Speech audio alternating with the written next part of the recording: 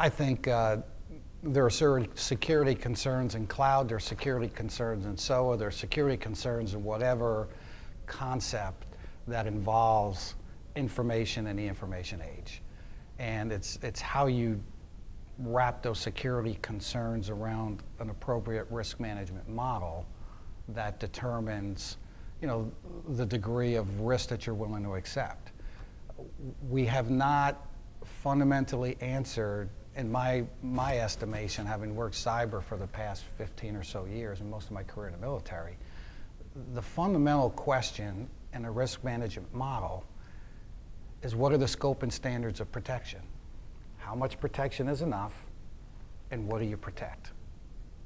We haven't answered the what do you protect because our risk management model is upon trying to protect it all, which is unaffordable and unrealistic, just as absolute security is.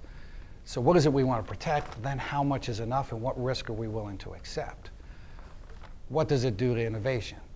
Security and innovation aren't opposing values. They can go hand in hand, and sometimes we treat them in our defense and debt models as self-denials of service. The complexity within the government framework, the government acquisition process, doesn't lend itself to declaring standards down the stack. And so what you end up having is a mix of different vendor equipment, different vendor management systems, focused on a perimeter defense and trust model, which worked in the past but isn't going to work in the future as cyber threats become more sophisticated, more fleeting, and more powerful.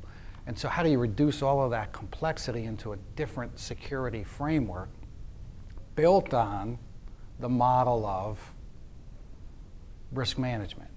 What do you protect, and how much protection is enough? And so I think the discussions often with respect to security and privacy get confused with trust and control. We're conditioned to believe that if I'm responsible for it, I want to own it, because if I own it, at least if something goes wrong, I can say that I've had the control rather than I've turned that over to a third party to do for me.